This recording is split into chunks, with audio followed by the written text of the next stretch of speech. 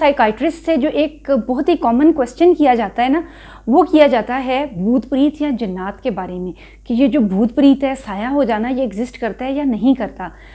पिछले दिनों मैं एक प्रोग्राम देख रही थी टीवी पे, जो शायद एक्सप्रेस न्यूज़ पे लगता है, वो क्या है, और उसमें वो बहुत ज़्यादा पैरानॉर्मल एक्टिविटी डिटेक्ट करते हैं, मुख्तलिफ जगहों पे हॉन्टेड प्लेसेस पे जाते हैं और कुछ वाइब्रेशंस के थ्रू और कुछ उन्होंने इंस्ट्रूमेंट्स पकड़े हुए हैं जहाँ से वो हीट और इस तरह की मेजरमेंट्स लेते हैं और बताते हैं कि यहाँ पर भूत एग्जिस्ट करता है या नहीं करता। टू अ कॉमन पर्सन जो साइंस पे यकीन रखता है, उसको वो बहुत मज़े का हेज़ लगता है, हंसी आती है देख के कि ये किस किस्म की हरकतें कर रहे हैं, और वो यकीन नहीं करते हैं। इसी तरह से जो साइकाइट्रिस्ट हैं, उनको भी डे टू डे वास्ता पड़ता रहता है इस चीज़ से कि साए वाला और भूत वाला बच्चा आ गया कि इसको भूत पड़ता है, इसको असेब है, साया पड़ा हुआ है। तो इस तरह से एक बड़ा डायरेक्ट इंटरेक्शन है साइकोलॉजी या साइकाइट्री का इन अलूम के साथ, जिनको हम सूडो साइंसेस कहेंगे, आमिल और ज्योतिषियों के साथ।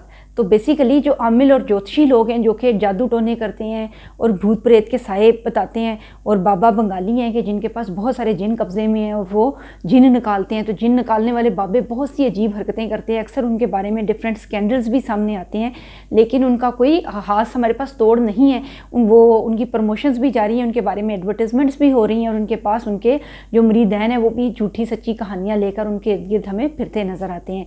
अच्छा, जो कॉमन सवाल है वो ये है कि क्या साइंस या स्पेशली साइकोलॉजी या नफ्सियात क्या कहती है कि भूत एग्जिस्ट करते हैं या नहीं करते हैं।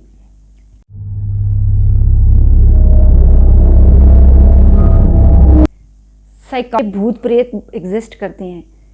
दूसरा जो हमारे पास स्कूल ऑफ थॉट है साइकोलॉजिस्ट का या साइकाइट्रिस्ट का, वो ये मानता है कि ये सब जहनी बीमारियां होती हैं और जहनी उलझनें होती हैं, इल्यूजन्स होती हैं, डिल्यूजन्स हैं, हेलुसिनेशंस हैं। इनकी ब्रेन केमिस्ट्री ख़राब हुई होती है और दवाई लेने के नतीजे में इनकी ब्रेन केमिस्ट्री ठीक हो जाती है, और ज़्यादा ये जो केसेस हैं इनमें कोई भूत प्रीत का साया ये चीज़ नहीं होती है। मैं आपको एक्सप्लेन करती हूँ इस हवाले से एक कंक्लूसिव आर्ग्यूमेंट के जो फुल फ्लेज हमारे पास एक आंसर आता है उस चीज़ का क्या है। छोटी सी केस स्टडी आपको अपनी बताती हूँ। जिन दिनों मैं इंटर्नशिप कर रही थी तो एक केस आया, एक बिल्कुल यंग सा, he was a male, I think he should be 22-25 इस एज में होगा, और वो उसकी एडमिशन आया तो उसकी केस स्टडी लेनी थी। मैं जब वार्ड में गई हूँ तो कुछ ब्रेक या सेशन चल रहा था जिसमें ज़्यादातर जो पेशेंट हैं वो बाहर गए हुए थे, तो मैंने उसकी ज़ाहिर स्टडी लेनी थी, उसकी हिस्ट्री लेनी थी। तो मैंने उसका नाम वगैरह पूछा, जो हमारी एक रूटीन की एक्टिविटी होती है उसकी हम भी ऑब्जर्वेशन वगैरह लेते हैं, उसका मेंटल स्टेटस एग्जामिनेशन लेते हैं। तो मैंने ना उससे पूछा, आपको उसमें ना एक आते हैं ये उसी तरह से मेंटल स्टेटस एग्जामिनेशन में ना सवाल पूछे जाते हैं कि आपको ऐसी चीज़ें दिखाई देती हैं जो दूसरे लोगों को दिखाई नहीं देती हैं, आपको ऐसी चीज़ें सुनाई देती हैं जो दूसरे लोग वो आवाज़ें नहीं सुन पाते हैं। ये नॉर्मल सवाल होते हैं। उसने मुझे कहा हाँ। मैंने कहा अच्छा, ऐसा कब हुआ? कहते हैं ये अभी आपके पीछे खड़ी है। मतलब मैं हालांकि एक साइंस की स्टूडेंट हूँ और साइकोलॉजिस्ट हूँ, लेकिन वो ना जैसे वो आपको एक हॉन्टेड मूवीज़ में नज़र आता है ना, स्केरी सीन, कि एक लॉन्ग सी वार्ड है और उसमें मतलब मेरा ख्याल है कि मतलब बाद में मुझे ये हुआ भी कि आइंदा इस तरह नहीं जाना चाहिए। तो मुझे एकदम ना एक सर्द लहर जो है ना, वो मेरी रीढ़ की हड्डी में एकदम से ऐसे वेव आई, और फिर मैंने एकदम से खुद को ना संभाला कि जिसने कहा बिल्कुल आपके पीछे खड़ी है। तो I was about to turn my neck back कि मेरे पीछे क्या है। तो पता नहीं उसको बीमारी थी या सच में भूत प्रीत था, लेकिन मैंने उससे ज़्यादा फिर उस टाइम पे नहीं कोई अगला सवाल पूछा, क्योंकि ज़ाहिर है हम इंसान हैं, हम डर जाते हैं, जो जैसे मर्ज़ी हो कि हम बिलीव करें या ना करें इस चीज़ों पे, हम कभी ना कभी इन सब चीज़ों से खौफज़दा ज़रूर महसूस करते हैं, ऐसा ज़रूर होता है हमारे साथ। अच्छा, अब मैं बता रही हूँ कि ये जो बात है ना, मैंने ये बात आकर जब हम अपनी टी ब्रेक हुई तो मैंने जो हमारे साइकाइट्रिस्ट हैं, हमारे सीनियर डॉक्टर्स हैं, उनको मैंने ये बताई कि मैं एक तो उन्होंने मुझे ज़ाहिर है कि कोड्स और एथिक्स समझाए, मैं बिल्कुल जूनियर थी, तो उन्होंने मुझे बताया कि हाँ आपको बहुत सेफ़ इन्वायरमेंट में बैठकर केस स्टडी लेनी चाहिए, इस तरह जाना नहीं चाहिए था।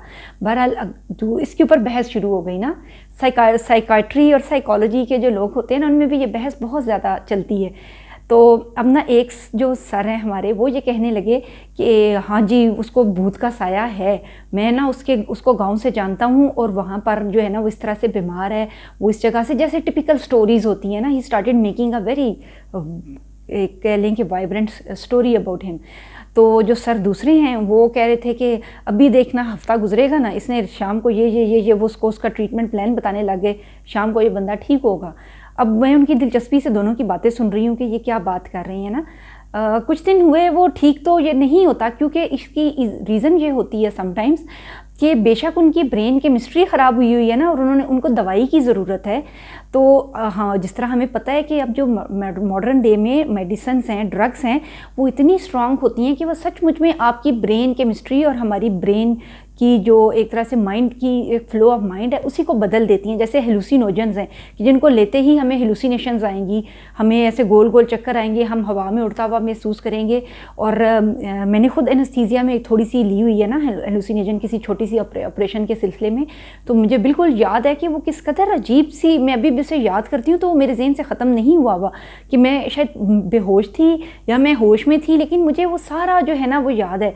तो दरअसल वो उस दवाई का असर था। वो ऐसे था जैसे एक टनल इफेक्ट होता है, that was a hallucinogen I think, कि वो एक टनल इफेक्ट है। जैसे मैंने एक रोलर कोस्टर राइड में ना मुझे बिठा दिया गया और वो गोल गोल गोल गोल घूम रही है और उसमें कलर्स आ रही हैं ना, और मुझे थोड़ा थोड़ा पता भी है कि something is going to happen to my body, कुछ हो रहा है ना, जिस तरह स्टिच लग रहा है या कुछ है, तो वो थोड़ा सा मुझे याद है। लेकिन वो पूरी जो आपकी है ना ब्रेन केमिस्ट्री, वो दवाइयाँ बदल देती हैं। तो ये बात तो अपनी जगह पे बिल्कुल एक मानी हुई चीज़ है जो साइंटिफिकली प्रूव्ड है।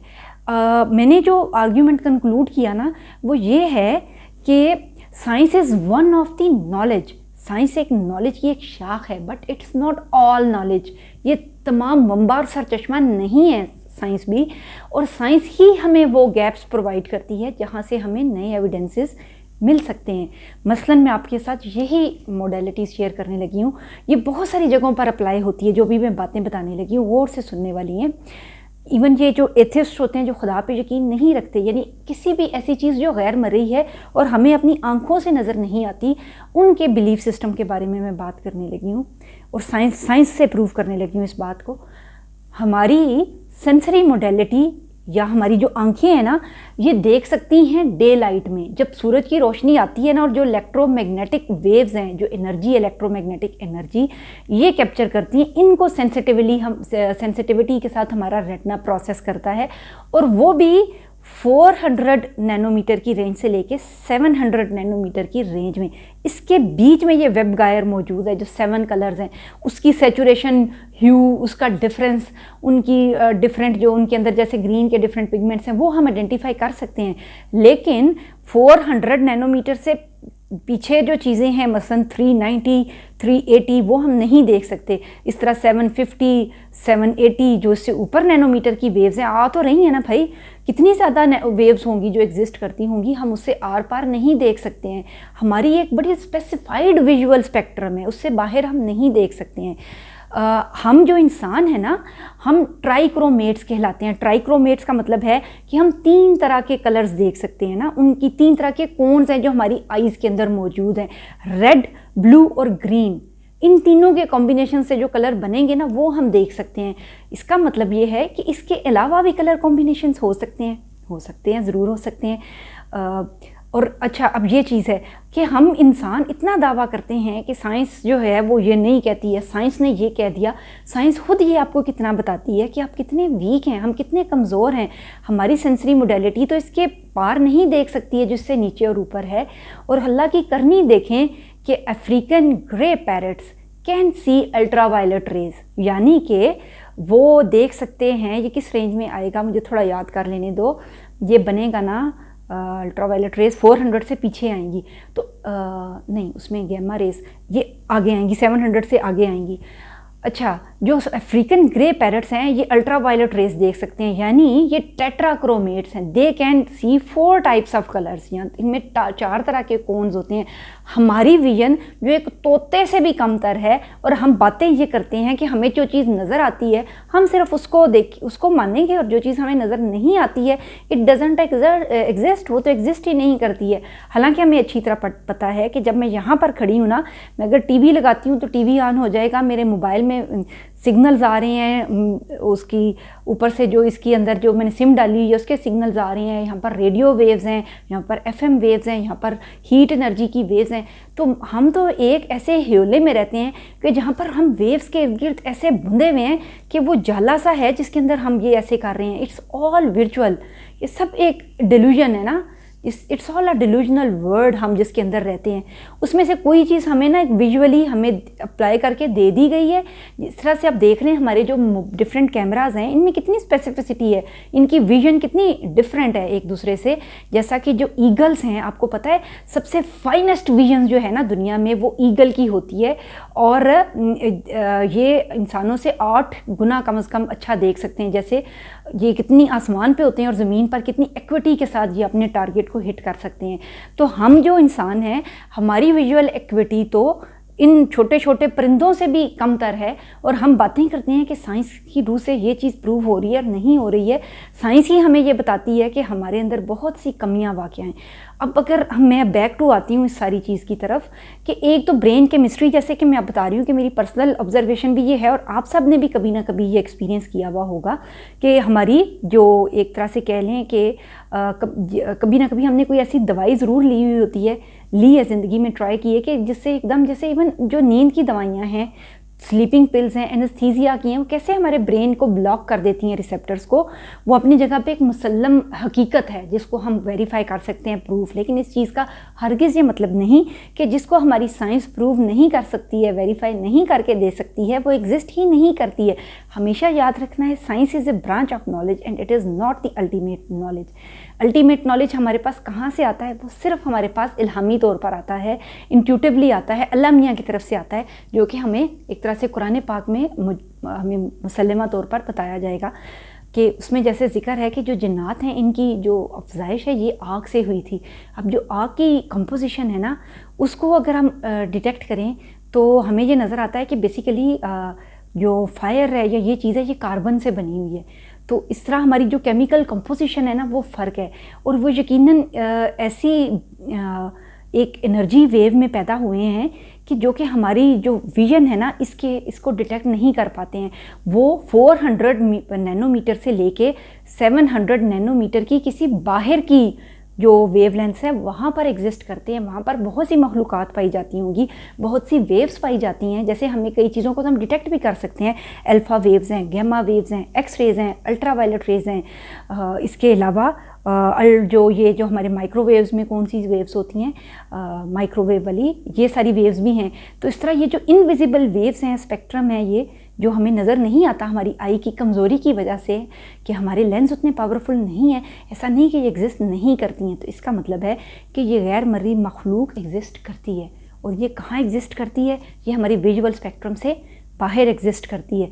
अब अगला सवाल ये होता है कि क्या ये हमारी विजिबल स्पेक्ट्रम के अंदर इंट्रूड कर सकती है या नहीं कर सकती है? इस बात का जवाब देना किसी हद तक मुश्किल होगा। हो ये सकता है कि हम ये माने कि सवाए किसी स्पेशल किसी चीज़ के ये जो लोग हैं ये हमारी स्पेक्ट्रम के अंदर नहीं आ सकते हैं। और जैसे हमें एक बाड़ बना दी गई है कि हम इस बाड़ से बाहर नहीं देख सकते हैं, तो ये मखलूक़ात भी इस बाड़ से बाहर अल्लाह मियां ने इनको ब्लॉक किया हुआ हो कि ये हमारी विजिबल स्पेक्ट्रम के अंदर झांक ना सकते हैं और ना देख सकते हो। ये एक बिल्कुल अलग बहस है और उसके ऊपर मुझे कोई फाइनल डाटा नहीं मिला। इसके ऊपर सोचो विचार करने की स्टिल ज़रूरत है हमें। अच्छा, अगली हम क्या बात करते हैं इस चीज़ के ऊपर कि इसी तरह से हम ज़रा आते हैं बाकी सेंसरी मोडेलिटीज़ की तरफ। जैसे मैंने आपको भी विजुअल का तो बताया, जो स्मेल की सेंसेशन है, सूंघने की हिस्स, ये भी एक बहुत इंपॉर्टेंट फैक्टर है। हमारी जो सूंघने की हिस्स है ये इंतहाई कमज़ोर है। हमारे जो स्मेल रिसेप्टर्स हैं ये बाकी जानवरों के मुकाबले में, जैसे कैट्स हो गए और डॉग्स हो गए, उनके मुकाबले में बहुत कमज़ोर होते हैं। डॉग के सेंसरी रिसेप्टर्स जो होते हैं ओडोर के, ये ज़रा बाहर की तरफ होते हैं और ये ज़्यादा तेज़ी से स्मेल कर लेते हैं।